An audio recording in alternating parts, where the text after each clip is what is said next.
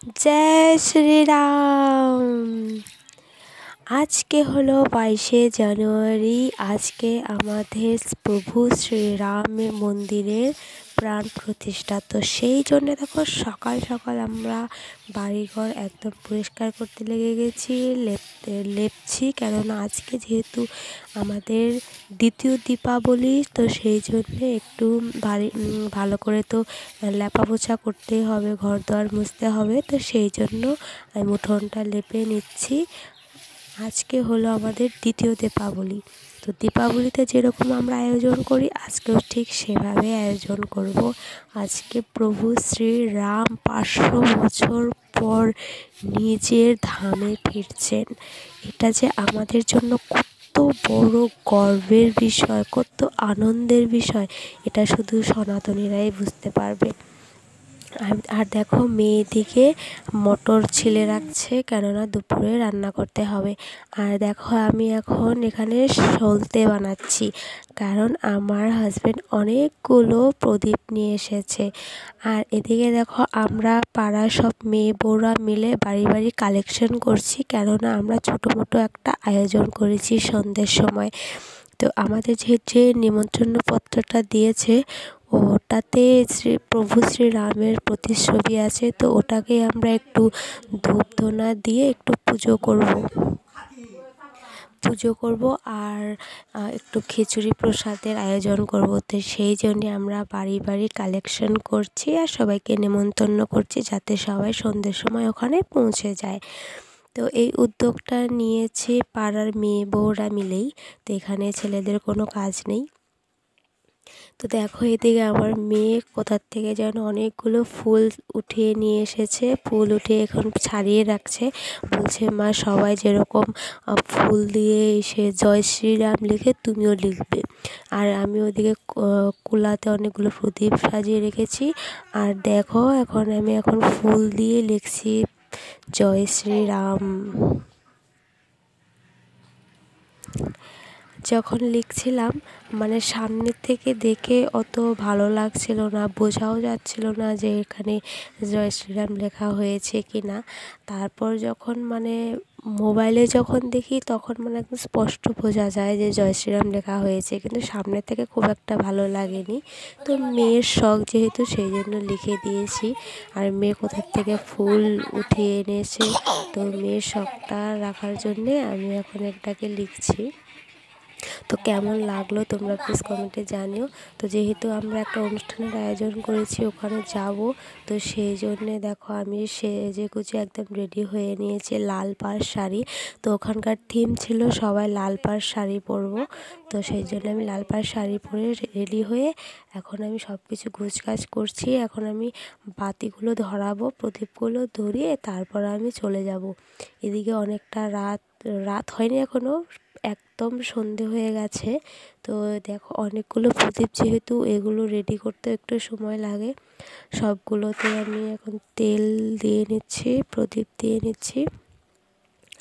আর পাশে একটা থালাতে 5টা প্রদীপ রাখা আছে, ওটা আমার শাশুড়ি মা ধরাবে ঘি দিয়ে। কারণ আমার স্বামী 1 বোতল ঘি এনে দিয়েছে, বলেছে এই 5টা প্রদীপ ঘি দিয়ে ধরাবে। একটা ঠাকুর ঘরে দেবে, একটা তুলসী তলা দেবে, আর 2টো দেবে আমাদের 2টোর রুমে। আর একটা বেঁচে যায়, ওটা ঠাকুর ঘরেই দিয়ে দেবে। তো আমি এখন সবগুলো রেডি করে নেব, কেননা আগে রেডি করে নিলে তারপর প্রদীপগুলো ধরাতে খুব একটা সময় হয় না। তো সেই জন্য আমি সবগুলো কুলোতে রেডি করে নিচ্ছি। দেখো আমার শাশুড়ি মা চলে এসেছে, এখন প্রদীপগুলোতে ঘি ঢালছে, ঘি ঢেলে তারপর ওগুলো জ্বালিয়ে দেবে। তো ভিডিওটাও কিন্তু আমার মেয়ে করে দিয়েছে। তো ভিডিওটা খুব একটা ভালো হয়নি, কাঁপছে, কষ্ট করে দেখে নিও।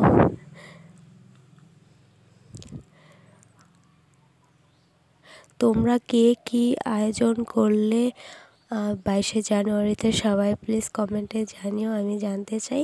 তো আমরা সেরকম কিছু করতে পারিনি, তবু আমাদের সাধ্যের মতো যতটুকু হয়েছে আমরা করেছি। ছোটোখাটো একটু আয়োজন করেছি সবাই মিলে, বাড়িতে যতটুকু যা তাই করেছি। তো প্রভু শ্রীরাম আমাদের যতটুকু সামর্থ্য দিয়েছে সামর্থ্য অনুযায়ী আমরা করার চেষ্টা করেছি। প্রভু শ্রীরাম যেন সবার মন থেকে হিংসা নিন্দা সব কিছু দূরে নিয়ে যায়। ওনার মন যেরকম পবিত্র হিংসাবিহীন ছিল, সবার মন যেন এরকম হিংসাবিহীন হয়ে ওঠে, তাহলে আমাদের মানুষ জন্ম সার্থক হবে। আজকে আমাদের খুব খুশির দিন। তো ভগবানের কাছে শুধু এটাই চাওয়ার, সবার মনের থেকে যেন হিংসা দগ্ধ সব কিছু নিয়ে নেয়, মানুষ যেন মানুষের পাশে দাঁড়ায়। তো দেখো আমি এখন প্রদীপগুলো জ্বালিয়ে দিচ্ছি। আর আমার পাশের বাড়ি একজন বলছে তোমার কি হয়েছে, উনি রেডি হয়ে চলে এসেছে, বলছে তোমার কি হয়েছে, তাহলে এখন তাড়াতাড়ি যেতে হবে। তা আমি বললাম হ্যাঁ আমার হয়ে গেছে, শুধু এখন প্রদীপগুলো জ্বেলে দিয়ে তারপর চলে যাব। তো এখানে দেখো রাস্তার সামনে আমরা কলা গাছ লাগিয়েছি দুটো, যেরকম দীপাবলিতে কলা গাছ লাগাতে হয় ঠিক সেরকমই। এটাও তো দীপাবলি, তাই না? সেই দীপাবলিতেও যেরকম রাম নিজের বাড়িতে আসাতে দীপাবলি অনুষ্ঠান করা হয়েছিল, এটাও তো রাম নিজের ধামে চলে এসেছে, নিজের বাড়িতে চলে এসেছে, এটাও তো একটা দীপাবলি হলো। তো দেখো এটা হলো আমাদের বাড়ির লুক। লাইট অফ করে দিয়েছি, তো আমাদের সম্পূর্ণ বাড়িতে আমরা প্রদীপ লাগিয়েছি। তো কেমন লাগছে তোমরা প্লিজ কমেন্টে জানিও।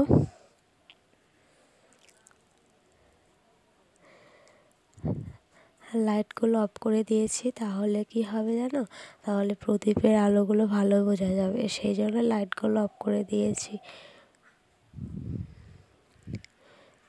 তো দেখো এটা রাস্তা, কলা গাছেও লাগিয়ে দিয়েছি।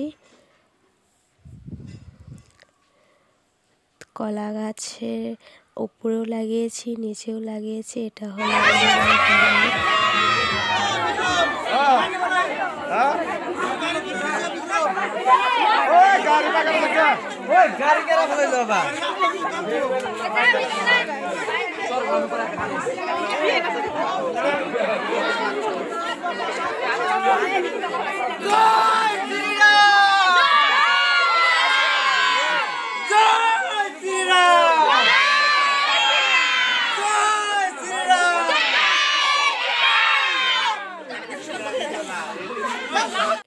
এদিকে দেখো এখন আমরা খিচুড়ি খাওয়ার জন্য চলে এসেছি।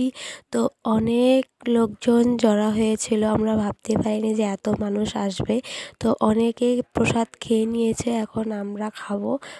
এখন তো শেষের দিকটা, অনেকটা রাত হয়ে গেছে, এখন আমরা খিচুড়ি প্রসাদ খাবো। তো কে কে অনুষ্ঠান করলে, কে কীরকমভাবে 22শে জানুয়ারি কাটালে, আমাদের প্রভু শ্রী রাম আসার আনন্দে কে কীভাবে কাটালে আমাকে প্লিজ কমেন্টে জানিও। তো আমরা যেরকমভাবে দিনটা কাটালাম সম্পূর্ণটাই তোমাদের সঙ্গে শেয়ার করলাম। সারাদিন কী কী করলাম না করলাম সবটাই তোমাদেরকে দেখালাম। তো তোমরা কী কী করলে সেটাও কিন্তু কমেন্টে জানিও, আমি ওয়েট করব তোমাদের কমেন্ট পড়ার জন্য। তো আজকের ব্লগটা তোমাদেরকে কেমন লাগলো, যদি ভালো লেগে থাকে তাহলে কিন্তু আমার চ্যানেলটা সাবস্ক্রাইব করতে ভুলো না, ভিডিওটাকে লাইক করতে ভুলো না, আর আমার পাশে থাকো। আমি তোমাদেরকে আমার পাশে চাই। তো দেখো এখানে সবাই পরিবেশন করছে আর আমি সাইডে দাঁড়িয়ে ভিডিও বানাচ্ছি।